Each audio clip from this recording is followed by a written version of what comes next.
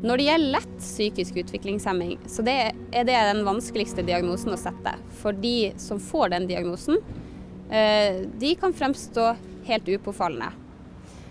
Ofte blir det ikke synlig før man er kommet godt opp i skolealder, at man strever såpass mye med læring og forståelse, at man kanskje bør utredes og få hjelp i forhold til at man har en lett psykisk utviklingshemming.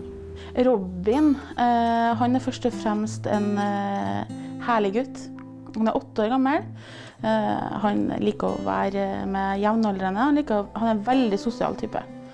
Den mest sosiale gutten jeg hele tatt har skjedd. Han elsker å sykle, springe i gata, spille dataspill, se på iPad. Stort sett egentlig det som en annen helt vanlig 8-åring vil gjøre. Det var på helsestasjonen, på den 2-årskontrollen, da det var meldt bekymring angående mangel på språk. Og det ble iverksatt tiltak, logoped og diverse observasjoner.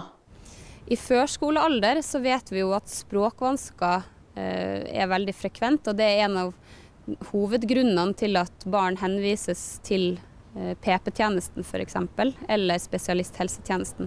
Og da er det vanskelig å utrede og si noe helt bastant om forståelsesevnen. Etter hvert så merket man at det var andre aspekter ved Robin sin væremåte også, som gjorde at det var bekymringsverdig. Mangel på konsentrasjon, språkforståelsen. Det er jo kanskje et problem at det tar litt lang tid å få en ordentlig diagnose når det er snakk om psykisk utviklingshemming. Men det er noen grunner til det, altså.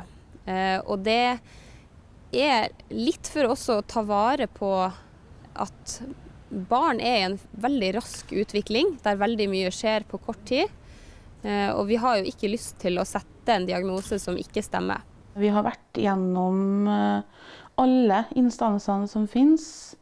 BUK og BUP og SKIS Tronsletten. Det har vært en veldig omfattende prosess. Både for oss foreldre og for Robin.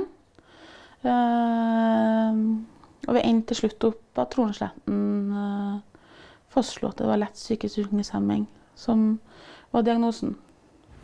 Så det er vanlig at det går noen år. Vi vil gjerne se ungen over tid, gjøre flere tester der vi finner det samme, før vi med sikkerhet kan si at her tror vi at det er snakk om en psykisk utviklingshemming. For da har vi gjerne gjort mange tester og sett barnet over flere år. Det kan også være andre ting som står i veien for at barnet skal få vise fram hva det virkelig kan. For eksempel hvis det er snakk om epilepsi, så vet vi ikke om barnet har hatt aktivitet som har påvirket prestasjonen når de utredes. Og hvis det er snakk om adferdsvansker eller ADHD-problematikk, så kan alt det stå i veien for at barnet får vist fram sitt potensial.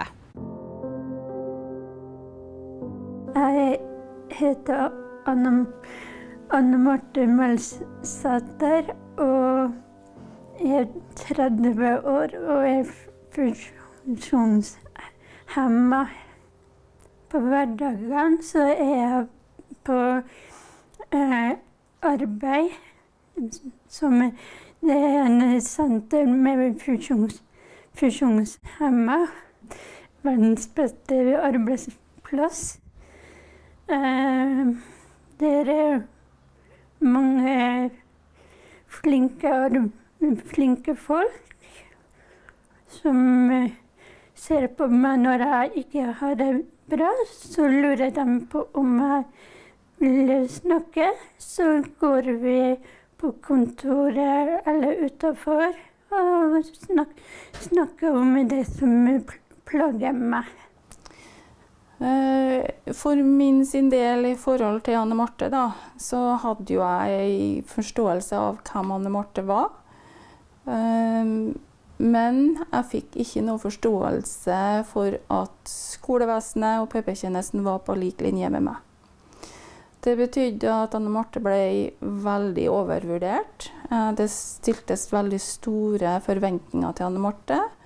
Og Anne Marte ble behandlet som om at hun var vanskelig, at hun ikke fikk viljen sin, og at hun var sjalu, når hennes adferd da ikke var ønskelig. På barneskolen, ungdomsskolen, det ble jeg masse mobba.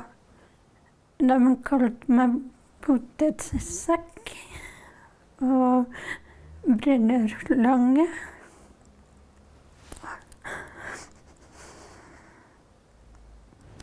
Vi ser veldig ofte at mange barn som har en reell utfordring i forhold til sin forståelse av verden, altså at de har en psykisk utviklingshemming, kan bli misforstått, og de kan også bli overvurdert. Vi ser i alle fall at de barna som har en utviklingshemming, men som har et godt utviklet språk, de kan fort bli overvurdert fordi man tror at de forstår mer enn de faktisk gjør. Før så var det veldig vanskelig å være meg, fordi de ikke skjønte hvem jeg var. Det å være forstrekt betyr at omgivelsene krever mer av deg enn det du har evne til. Det betyr at de har store forventninger til deg som du ikke kan innfri. Og det vil aldri gå bra på sikt, egentlig. Og resultatet kan bli at de får en adferd som er vanskelig å forholde seg til. Enten ved at de kan skade seg selv eller andre, og de kan få sinneutbrudd, fordi de rett og slett blir overvurdert. Før så gikk han på det her ordinære trinnet, og de var kjempeflinke der, men han var frustrert, han var sint, og han ville ikke gå på skolen. Jeg tror han kjente på det her opplevelsen å ikke mestre skolehverdagen sin. Etter at han begynte på ressursavdelingen nå i august 2016, så opplever vi en helt annen gutt. Han vil på skolen, aldri noe problem med å få han på skolen. Vi har fått tilbakemelding fra lærere og personale at han har hatt en god utvikling, og vi ser det selv at han har utviklet seg. Den største utfordringen som vi opplever nå, det er at hans vilje og ønsker ofte ikke samsvarer med utviklingen hans. Og det tenker jeg er litt generelt for denne gruppa også. Han identifiserer seg med nabokompiser som han pleier å være i lag med. Han strekker ikke til like godt i sosiale settinger, sånn som dem.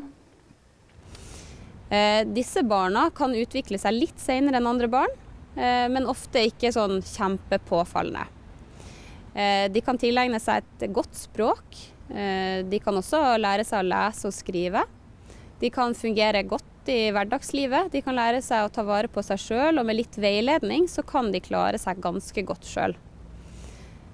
Mange med lett psykisk utviklingshemming vil kunne stå i en vanlig jobb når de blir voksen. De vil få seg venner og kunne leve ganske normale liv, men vil ha behov for mye veiledning og støtte. Etter dag og skole, da går jeg i ungdomsskole, i videregående skole. Og så, når jeg blir sommer, da har jeg lyst til å bli fri kokk og lage mat. Og så blir jeg gammel for å dø og bli jord. Ferdig med det.